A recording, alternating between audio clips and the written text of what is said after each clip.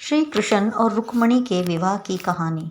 द्वारका रहते हुए भगवान श्री कृष्ण और बलराम का नाम चारों ओर फैल गया। बड़े बड़े नरपति और सत्ताधिकारी भी उनके सामने मस्तक झुकाने लगे, उनके गुणों का गान करने लगे। बलराम के बल वैभव और उनकी ख्याति पर मुग्ध होकर रेवत नामक राजा ने अपनी पुत्री रेवती का विवाह उनके साथ कर दिया। बलराम अवस्था में श्री कृष्ण से बड़े थे, अतः नियमानुसार सर्वप्रथम उन्हीं का विवाह हुआ। उन दिनों विदर्भ देश में भीष्मक नाम का एक परम तेजस्वी और सद्गुणी नृपति राज्य करते थे। कुंडीनपुर उनकी राजधानी थी। उनके 5 पुत्र और 1 पुत्री थी। उनकी पुत्री में लक्ष्मी के समान ही दिव्य लक्षण थे, अतः लोग उन्हें लक्ष्मी स्वरूपा कहा करते थे। रुक्मिणी जब विवाह योग्य हो गई तो भीष्मक को उसके विवाह की चिंता हुई। रुक्मिणी के पास जो लोग आते जाते थे वे श्री कृष्ण की प्रशंसा किया करते थे। वे रुक्मिणी से कहा करते थे, श्री कृष्ण अलौकिक पुरुष हैं। इस समय संपूर्ण विश्व में उनके सदृश अन्य कोई पुरुष नहीं। भगवान श्री कृष्ण के गुणों और उनकी सुंदरता पर मुग्ध होकर रुक्मिणी ने मन ही मन निश्चय किया कि वह श्री कृष्ण को छोड़कर किसी को भी पति रूप में वरण नहीं करेंगी। इधर भगवान श्री कृष्ण को भी इस बात का पता हो चुका था कि विदर्भ नरेश भीष्मक की पुत्री रुक्मिणी परम रूपवती तो है ही, परम सुलक्षणा भी है। भीष्मक का बड़ा पुत्र रुक्मी भगवान श्री कृष्ण से शत्रुता रखता था। वह बहन रुक्मिणी का विवाह शिशुपाल से कराना चाहता था, क्योंकि शिशुपाल भी श्री कृष्ण से द्वेष रखता था। भीष्मक ने अपने बड़े पुत्र की इच्छा अनुसार रुक्मिणी का विवाह शिशुपाल के साथ ही करने का निश्चय किया। उसने शिशुपाल के पास संदेश भेजकर विवाह की तिथि भी निश्चित कर दी। रुक्मिणी को जब इस बात का पता लगा कि उसका विवाह शिशुपाल के साथ निश्चित हुआ है तो वह बहुत दुखी हुई। उसने अपना निश्चय प्रकट करने के लिए एक ब्राह्मण को दूत बनाकर द्वारका श्री कृष्ण के पास भेजा। रुक्मिणी ने अपने संदेश में श्री कृष्ण को लिखा, हे नंद नंदन, आपको ही पति रूप में वरण किया है। मैं आपको छोड़कर किसी अन्य पुरुष के साथ विवाह नहीं कर सकती। मेरे पिता मेरी इच्छा के विरुद्ध मेरा विवाह शिशुपाल के साथ कराना चाहते हैं। विवाह की तिथि भी निश्चित हो गई है।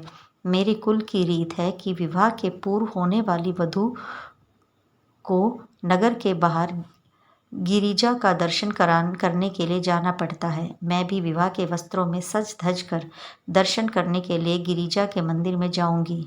मैं चाहती हूँ आप गिरिजा मंदिर में पहुँचकर मुझे पत्नी स्वरूप में स्वीकार करें। यदि आप नहीं पहुँचेंगे तो मैं अपने प्राणों का परित्याग कर दूंगी। रुक्मिणी का संदेश पाकर भगवान श्री कृष्ण रथ पर सवार होकर शीघ्र ही कुंडीनपुर की ओर चल दिए। उन्होंने रुक्मिणी के दूत ब्राह्मण को भी रथ पर बिठा लिया था। श्री कृष्ण के चले जाने पर पूरी घटना बलराम के कानों में पड़ी। वह ये सोचकर चिंतित हो उठे कि श्री कृष्ण अकेले ही कुंडीनपुर गए हैं, अतः वे भी यादवों की सेना के साथ कुंडीनपुर के लिए चल पड़े। इधर भीष्मक ने पहले ही शिशुपाल के पास संदेश भेज दिया था। फलतः शिशुपाल निश्चित तिथि पर बहुत बड़ी बारात लेकर कुंडीनपुर जा पहुंचा। बारात क्या थी? पूरी सेना थी। शिशुपाल की उस बारात में जरासंध, पौंड्रक, शाल्व और वक्रनेत्र आदि राजा भी अपनी अपनी सेना के साथ थे। सभी राजा कृष्ण से शत्रुता रखते थे। विवाह का दिन था। सारा नगर बंधनवारों और तोरणों से सज्जित था। मंगलवाद बज रहे थे, मंगल गीत भी गाए जा रहे थे।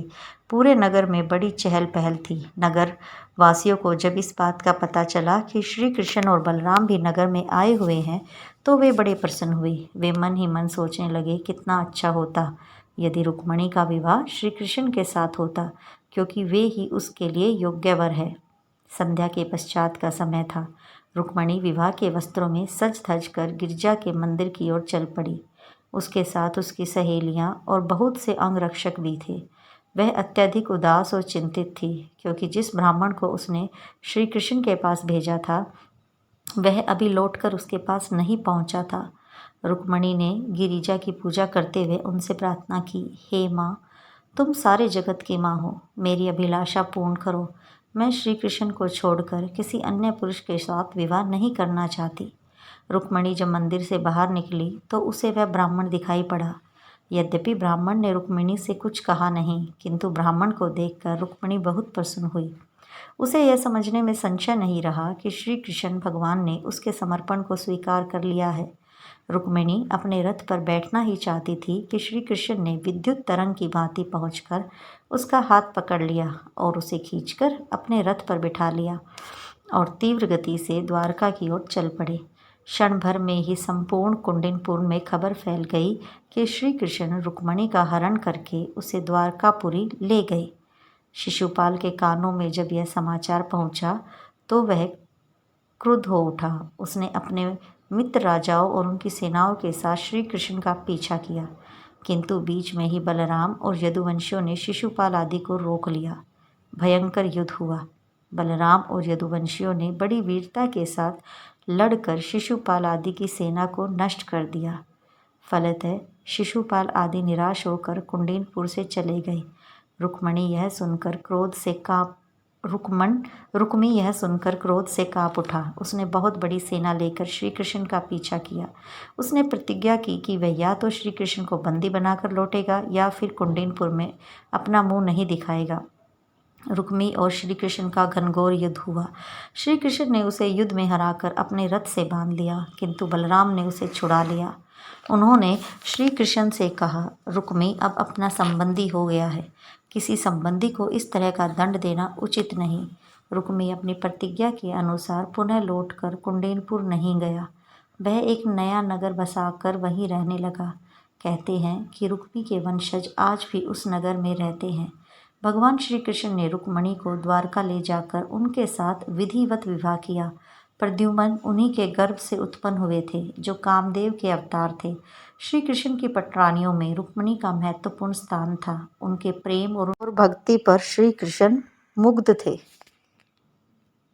धन्यवाद दोस्तों। ऐसी ही कहानियों और विचारों के लिए चैनल को सब्सक्राइब करें।